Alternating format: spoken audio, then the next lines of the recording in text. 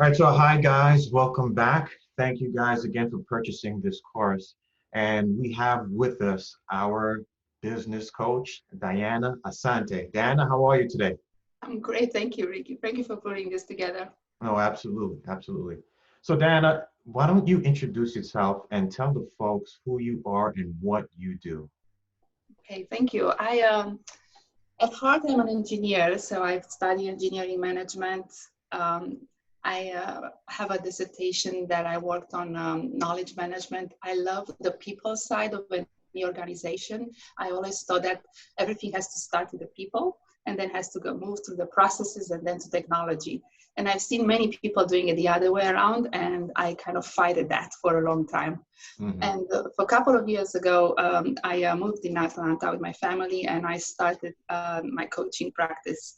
And I had the pleasure to bring all my expertise from corporate world and put it into serving the small business owners. Okay, excellent. Thank you so much for that. Now, Mhm. Diana, I have some burning questions for you that I'm Okay, sure our clients want to know. Everybody that bought this course, some burning questions here.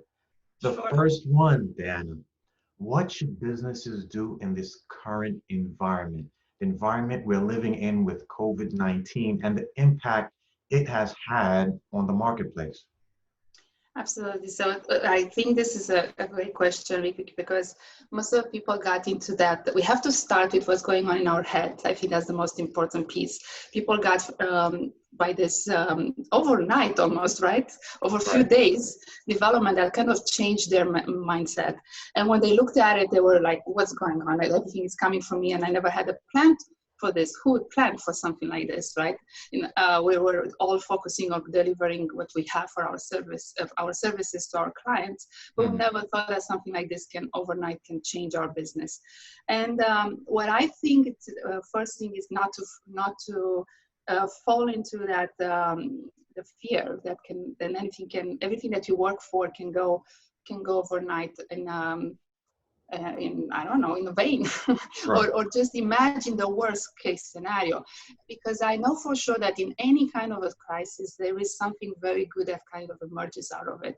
And I think if people, as soon as they can move themselves from that fear, stress, whatever anxiety that they have, which is normal, I'm not saying not to experience it because we're Hmm. human, we will Hmm. get that, but the idea is to move out of it as soon as possible and just be in a state of mind where we realize, okay, this is given to me, I'm an entrepreneur by default. It's like that great person who kind of athlete, right? That he was always training for the worst case scenario, and they Hmm. wanted to conquer more. Now it's your time. Now it's your time to kind of show what's that strength that you really have.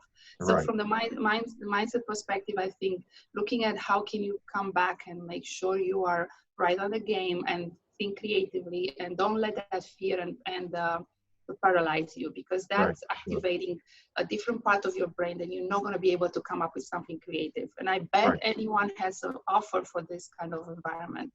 Okay. Okay. That's great advice. So I Yeah. think looking at that part, and I think I would also say that they have to be in emotion, they have to act. I mean, if they stay and Absolutely. just kind of go under the blanket and just cover themselves and say, Right. I can't do anything right now, it's the worst thing that you could do for your Yes. business and Absolutely. for your mental, right? Right. No, you So have that to take action. Uh-huh. that could be probably very, very useful for them to do. And I don't know, the acting and moving and coming in connection with other people and listen to what their mind is and kind of co-create. I think Hmm. it's the game. Okay. Okay. Good. Okay. Next question, Diana. You're a business coach. You coach businesses. Mhm. Can you tell us what are the top three things you have done to make businesses more money? Just give me the top three. The top three, okay, let me think about the top three. I think the one that I love the most is to go into a business and really look at the costs that I have, Hmm. and looking at how can we cut that cost. And we know that the profit is influenced by a certain, it's not like a mathematical formula, as I told you, an engineering kind of mindset. I love that part. I Right. love to show people what is their business actually made of and Hmm. how their profit is created. And then Hmm. look at to re-engineer from that, the profit, this is what the profit is. Now let's go back and look at what can you cut from overhead, some of the things that you probably have never you're taken by events and by time, and you never got a chance to look at it. You can cut on so many things, right? Looking at from the overhead, looking at the time, the money that it takes, the cost that it takes you to put that service or that product out. Look at that cost. How can you manage something like that? Sure. The second strategy that I love is to look at their prices. So that kind of puts me, I usually find in that exercise, looking at what they have on the back statement, I find enough money that they get very excited to start talking to me and working with me even more. Mm-hmm. Because after that, the second part to this second natural step is to look at the pricing. So their prices are almost, I always find the price is not embedded in what it's supposed to be. It's just, oh, our competition does that, or whoever says, no, there is a science in how you put the prices in, so you can apply that. Right. And the third thing I think it's gonna be the one that I prefer to show them right away, it's the joint venture partnerships.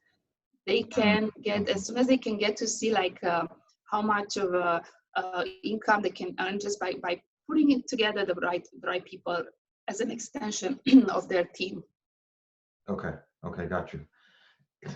Those were the top three things, and they were extremely, extremely important. And I can see how that can really impact the business. Fantastic answers. Thank you so much, Dana. Last question, and then I will let you go, okay? Okay.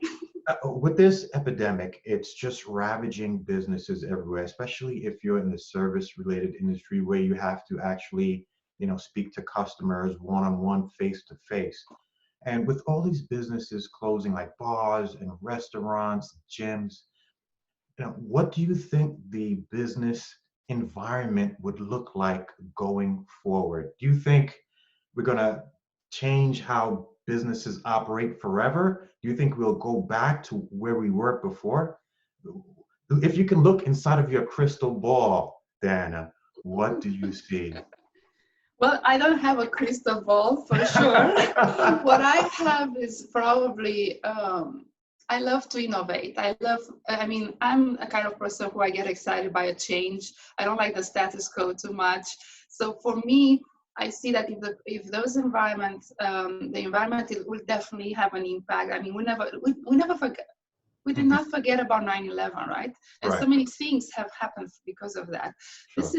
This has affected more, much more, right, Right. than 9/11 in a way. And I think if you look at that, definitely we're gonna have to realize that things are gonna change. It won't be the same. I don't think we're gonna go back to our normal. I think if we open the restaurants, probably, yes, let's open them, but probably we're gonna have more stricter imposed, right? Some stricter looking at how we clean the restaurants, or how we keep people a little bit more apart from one another, at least for a period of time. But I don't know if we realize how we can, soon enough, we're going to realize how we can fight this, whatever it is, right, with our body and in our immunity. And I think after that, it's very well known and people can own it, then I think we can go back to that. Because I don't think it's normal for us to stay at that distance and we're not going to be able to shake our hands or give ourselves hugs. I mean, come on, I don't think we're going to get that much of impact. As soon as we realize that this is not so much like a plague, like it was so many years ago, right? That I think is gonna come somehow to a normality, and I hope for that, because I don't think we want to become really weird or here to stay around or to wear masks and be who knows how. I mean, I really don't see that. But for the businesses, I think they need to innovate around how they could create an offer right now to serve the current environment. Restaurants have got out and they created recipes. They got one menu per week that they can offer, tell everybody about it, or come and buy. And so they're not going to invest too much in keeping too many ingredients in their place, right? They just have to come up and stand up and just continue their business. I think it's great if we're going to open it as soon as possible, because we don't want to have too much of a tank in our economy. Okay. So yeah, they have to be creative. I think that's the main thing. They have to create those joint venture partnerships and take something from here, take something from there, and create another offer that's going to serve the community. Sure. And it's like you said, Dana, if you're operating in a state of fear, then Oh you're no, you can't blocking come out out of that it. creativity, right? It's totally blocked out. I mean, you better go and do anything else to get out of that. If that is listening to whatever music pulls you out, if it's talking to someone that's going to pull you out, some people can come and show you that the reality that you're creating in your brain is actually not the reality. It's Right. just your fear talking out and coming out at you. So as soon as you get that, and you can come out of that fear, I think the moment you realize that, then you're going to have a lot of creativity. We all have it. The mechanics, it's the same, right, for our brain. Sure, sure. Okay. Got you. Okay, excellent. Well, Diana, thank you so much for your time. I know you're Thank busy. you. We'll let you No, go back thank to you. saving more businesses. I will go back to do that because I love to do this. I think it's kind of I'm not getting tired of it. You know, I can do this 24 hours a day. Okay, It's very excellent. cool. Thank you so Thank much. you. And Thank you for guys, the don't forget, opportunity. book your call with Diana as soon as possible. There'll be a link below this video. Book your call with her today, one-on-one now, one-on-one with Diana. Take advantage of it. All right. Thank Thank you you. so much, Diana. Really appreciate it. You take care. Thank you, Ricky. Bye bye. Bye.